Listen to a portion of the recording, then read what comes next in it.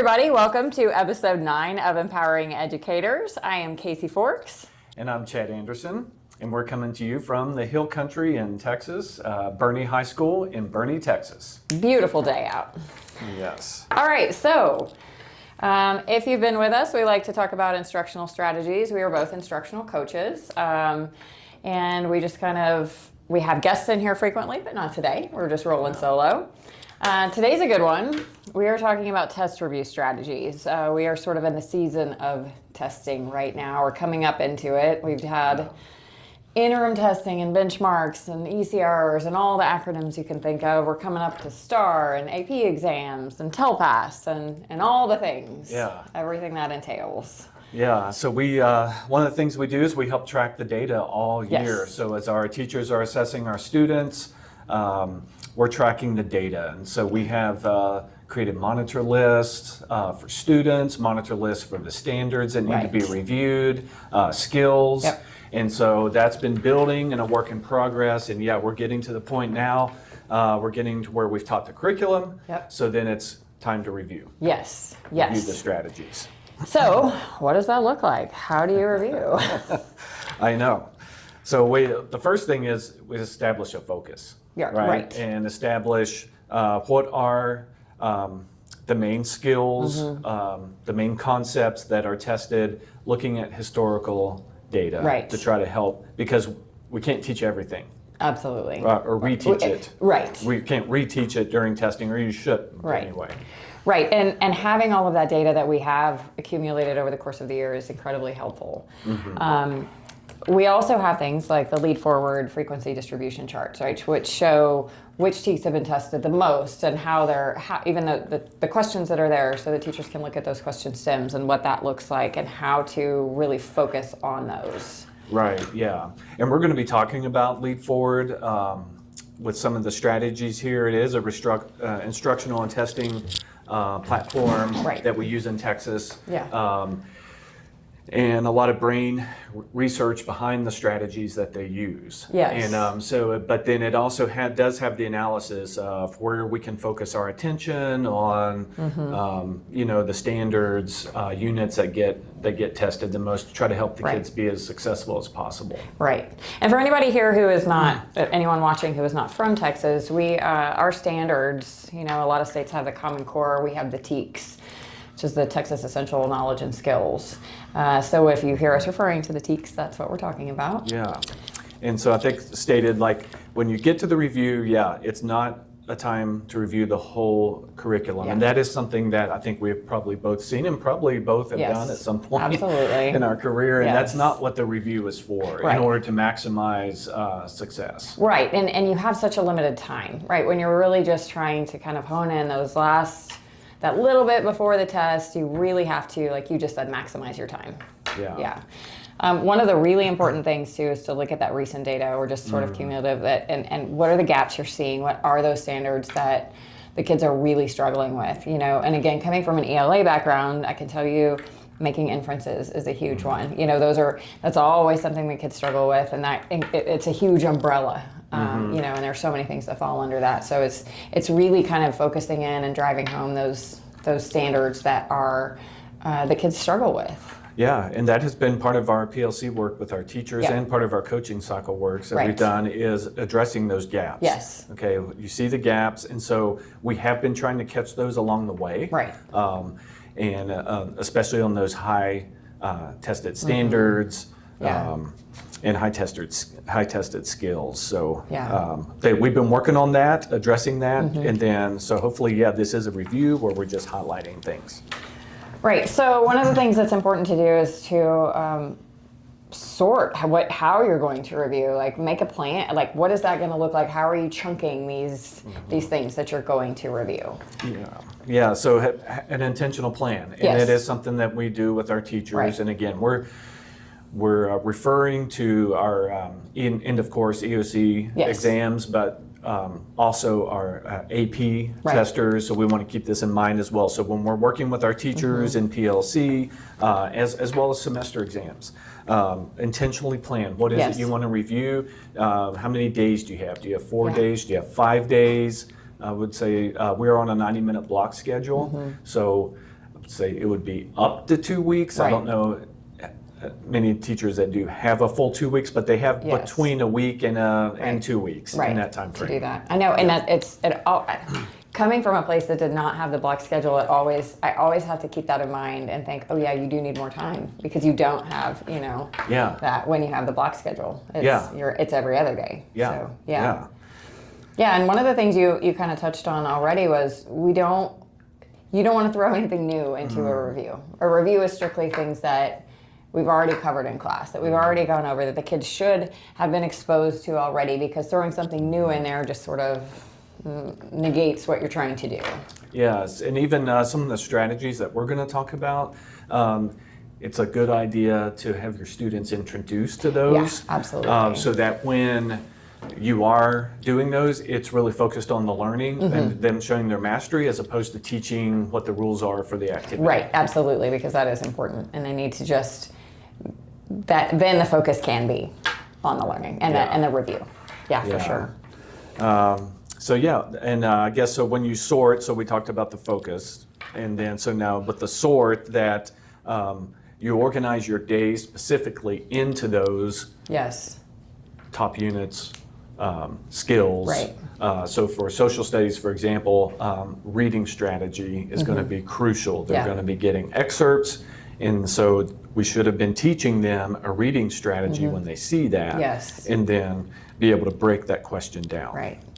Right, and we'll even talk a little more about that in a minute. We need to address common misconceptions. That's another one. It's a big one, and I think that comes as you've been teaching longer. The more you've been teaching in a certain subject specifically, you know what the misconceptions are going to be with those specific skills or concepts or questions or whatnot. But it is incredibly important to address those. Yes, and then something we've encouraged our teachers as well is on the TEACS platform is to use, they have a section with each unit on what are those common misconceptions, so they can kind of address those ahead of time, as they're assessing their students. And kind of know they're going to be confused about this topic. So how do we address that before the confusion sets in? Try to touch on that. So we've established a focus with the data we've tracked all year. We've sorted our days, so we know what units then I guess we're going to do on each day. So then it comes down to what types of actual strategies do we put in place for a review. Right, and the hope is, as you've said, these are things they've been doing all year, and so this is again just a review of, okay, this is what you do. It's game time. As we say frequently, you play like you practice, right? And you want to have been doing this all year so that it's not the first time when the kids get their test that they're like, oh wait, what was I supposed to do again? It just comes naturally to them. So, highlighting and annotating is a big one, especially when you've got those reading passages. What are the important pieces? Are you reading that and just jotting the main idea out to the side? Are you highlighting the words you don't know? All of those types of things, right? And every teacher has a specific way that they kind of teach that. But it is super important for the kids to be doing that. No, it is. And I know in Texas and probably many other places, they've transitioned to online testing. And those tools are there. They are. For online testing. So that should be part of your review. Absolutely. Is that you're taking time and you're helping the students know how to access those if they haven't been already practicing that throughout the year. Right. But that's a crucial step. It is, absolutely. Another huge one is making sure you know what the question is asking, right? Because those questions can be worded kind of tricky sometimes. And when we go through data and we're looking at it with teachers, a lot of times we check, like, is this, if a lot of kids miss this, was it something in the way the question was asked? Because that happens sometimes and they get confused or they haphazardly or don't put all, and they don't really get the gist of it. And so, and they have answers in there that kind of throw you off. So it is incredibly important to know what the question is asking. That's exactly right. And then with that is, vocabulary strategies and vocabulary routine, which is something we've really worked on. And it can be a huge undertaking, right? So we have our content-specific vocabulary, then there's academic vocab thrown in that students just struggle with. So finding, okay, what types of words are used frequently on a test, and then have those in as a fun, engaging activity,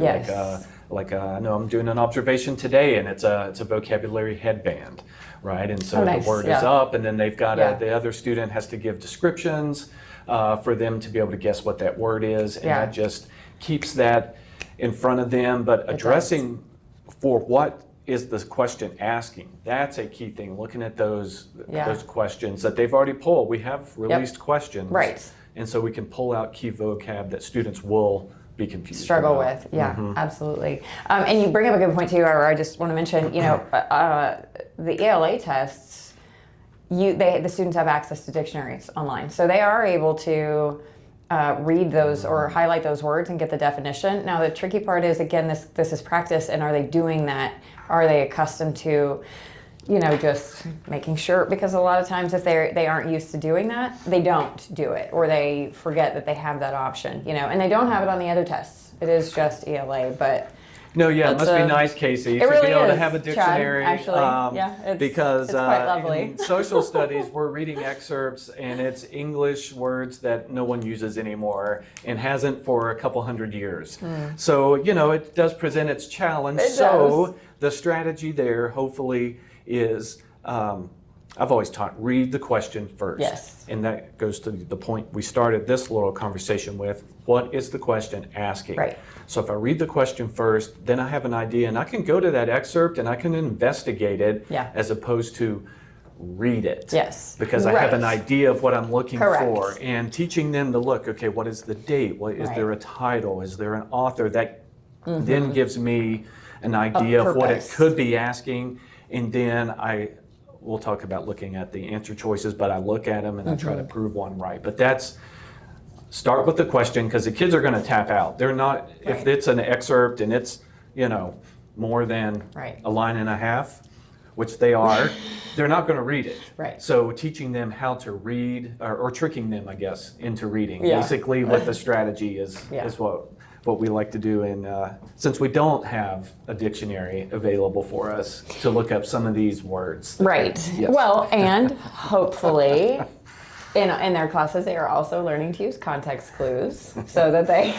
I see what you're doing. Yeah. Okay. Yeah. I see it. Yeah. So, for sure. We're working on that as well. So something else that is a great strategy for test review is using images. Image-based review. The kids are going to remember the image more than they're going to remember your words. Absolutely. And so I like to use images with the review, and then what are the key concepts? So words, is there a law? Is there an act? Is there a court case, an individual? What's the impact? And then kind of have them match that up with the pictures. And then they start to see the picture and associate it with the word. And that, for me, has proven very successful in my experience in our high at-risk districts in San Antonio, and even here in Bernie High School, using these strategies. Those students, they won't just approach the grade level, it pushes them towards the meets and the masters. Which is awesome. Yeah, that really is. Our brains pick up and learn and connect things to images so much more than they do just words. Like, there's a lot of research behind that. So that's a great one. And you mentioned this a minute ago. It's incredibly important to go back into the text and find the answer. You have, the reading tests are long. Like, there are multiple, sometimes 5-6 passages, and it gets daunting for the kids. It's overwhelming, right? But they need to go back into the text and find the answer, because it's there, or at least being able to finding the information where they can make that inference, that type of thing. It is there, but it is incredibly important to go back into the text and not just rely on, I think I read that. Yeah. So we have a few of the strategies from Lead Forward. So picked a few here that I've used, had success with. One is tour of knowledge, and so you can put poster paper up around the room, and each poster represents a unit. And so I've done it where I've put a picture kind of summarizes the whole unit, right? Okay. And I'll put that in the middle. And then you have your students in 3 or 4 within a group, and then you give them a marker, a colored marker specific. So each group has a different colored marker. So then they begin to write what they know, what they can remember. Ideas, things from So that then they unit, move right. to the next section. And at the next unit, they first look and see what was written. Okay, oh, this is important. They can put an exclamation point. Okay. They can also Right. add a picture and add new information. Yeah. And so then I use that as a teaching tool to see what did we leave out? Yes. What were What's we confused on? Did we mess up Yeah. or mix things up with different units? Right. And then kind of hit that right then and there and clarify that. Yeah, I love that, and that's nice because you're building on the students are building on the knowledge that's there already, and then it's a challenge to find something that isn't there yet, or to come up with more and to say, oh, but this, yeah. And generally, the first time, they're just going to maybe put the names of different things up there, the law. So then I keep those posters. I'll put them back up and say, now go through and tell me what is the impact, Oh, okay. What is the impact of this law, which is the skill level they're going to need on the test. Yeah. Right? And like so that. then, and again, they go through and rotate. And it is good to see, doing that a couple times at the beginning and then the end, putting a blank poster back up, and then having all them- the things that they had. Yeah, Yeah. I really like that. Yeah. What else have you used? Okay, so another one that I really like is called Balloon Bop. And this is something that we have used not just as a test review, but throughout the year. And so basically you have 2 colored balloons, all right? So here with these lead forward strategies, one thing we really emphasize and stress is they're fun. Yeah. And it's okay to have Right. fun. It's good to have It's fun. great to have fun.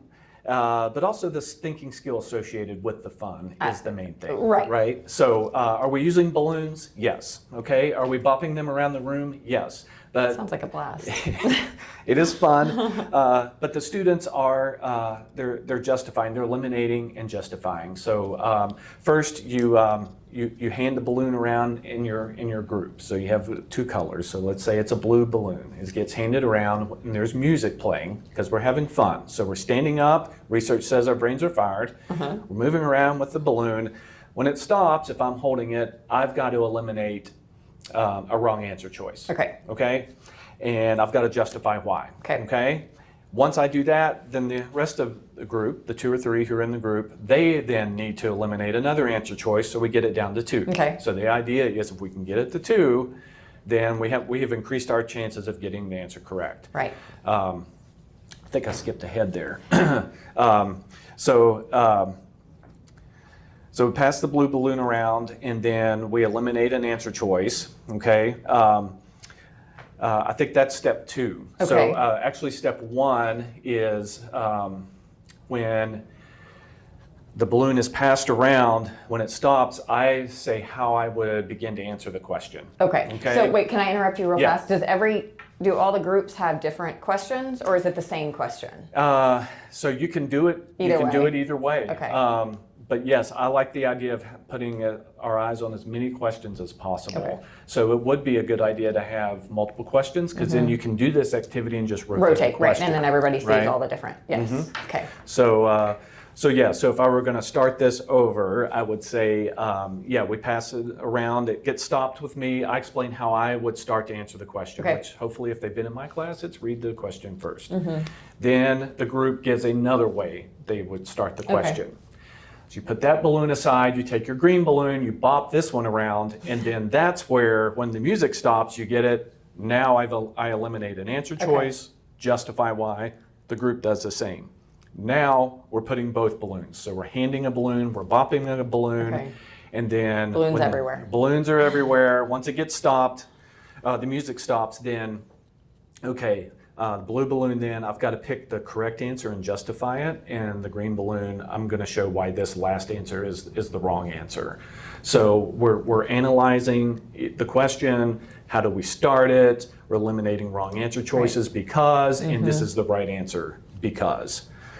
And I love that justification piece. That's, because that's so crucial too. They have to know why it's wrong, or why that one is correct at the end. And that's cross-curricular. Yes. For all Oh, of our absolutely. This exams. goes for every Yeah. all.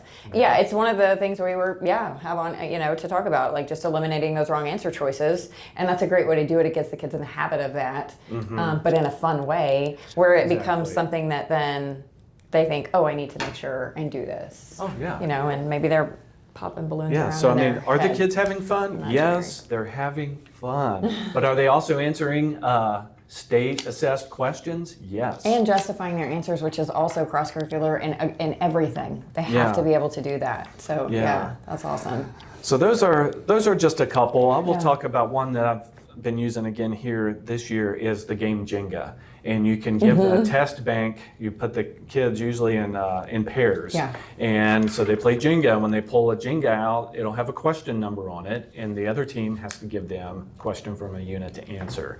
And again, they work together. So are they playing Jenga? Is there strategy involved in that game? Yes. But are they answering test questions?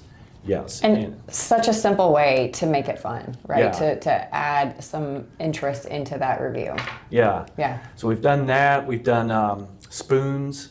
If anyone's ever played spoons, like the idea is to get 4 cards that are the same. Right. Right. And so we'll have images of the units, and they'll be passing them around. And once they get 4 of the unit, they grab the spoon, they put their images down, they have to justify and explain How they're why they are connected. Yeah. Yeah. Yeah. Oh, that's fun. Yeah. And just at one school that I was with doing this, an administrator actually came in to do a walkthrough with the teachers I was supporting, and his comment was, "This looks a lot like college drinking games."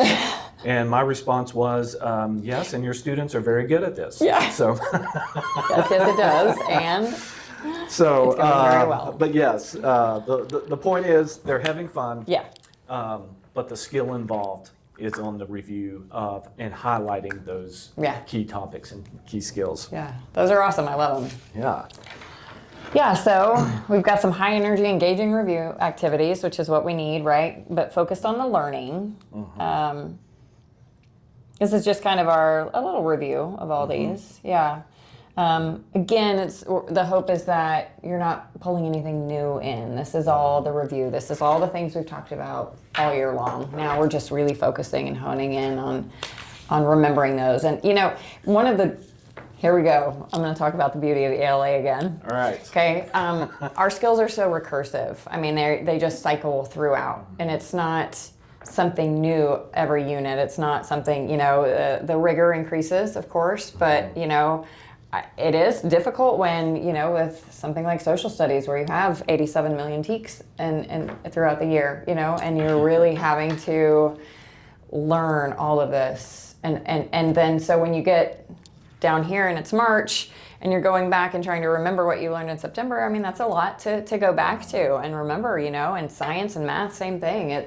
Math builds on itself, but science, it's a lot of new stuff too. So it's really tricky to make sure that you are continuously bringing those things back up throughout the year. And it hasn't just been, we haven't seen this in September. Like, it has been brought up, or you have talked about it since then. Yes. Yeah. That would be preferable, right? And then just, I think when you get to this last section here, like we're boosting information, boosting the energy, to remember that a repeat is not a review. So if my students struggled on this, and when I was teaching this unit, those same activities probably shouldn't be put in as that review then. So that's where you really want to look at implementing something new. How can I let them tell me what they know? Right? And so, because sometimes you'll say, okay, we'll just pull the same activity. Well, that kind of didn't work before. What's something new? Right. And to that point, it's incredibly important that as you're going through this review, you are still checking for the learning with the kids, right? Because I was guilty of this as a teacher, too. Sometimes we do a review, but I wouldn't check to still make sure that the kids were learning had that knowledge of the review. I would just see it on the test, or that I did or not, and that's something I would make sure and go back and do differently now. You have to check for that learning as you are reviewing. It's not just up to the kid. as the teacher, you are the facilitator of learning. So it's your responsibility to make sure that they are learning. That's right. Yeah, and that goes back up to one of the sections we had at the beginning, to sort. So as you're intentionally planning, then that's where you put in, okay, how am I going to check for students understanding here? What is the key concept? Like I've said, this unit on this day, because it's a high impact unit. And so what is the high impact skill or concept? Yeah. What am I doing to make sure they've got it? Yeah. So this is our tips. These are ways that we're coaching our teachers as they prepare for their end of course, their AP exams, their semester exams. So again, establish a focus. Yes. Sort your units, your high impact units, create an intentional plan. Talk about those test-taking strategies, have activities that emphasize those test-taking strategies, and then with that boost, have the high energy, like building that the confidence of the students. Yes. Like, I know I can go do this. And you know what? That's huge. And really getting behind the kids and giving them that confidence, and hey, you're going to do great, and you're going to, and showing them how they've improved over the year. That's another thing too, because really putting it, you're giving it to the kids. It's it's like parenting. At some point, you have to gradually. It's a release, right? So it's the same with tests. You've been learning the material all year. Now it's time to go show what you can do, and making sure the kids know you believe in them. That's a big one. That is. So that's what we'll be doing over the next few weeks is pushing in classrooms, supporting our teachers, helping them get their kids ready. Yeah. And so we hope you enjoyed this episode, found some strategies. As always, comment, leave some strategies of yours that you found successful. This is part of a learning community that we're all lifelong learners. So thank you for joining and listening in. Yeah, and we'll see you next time.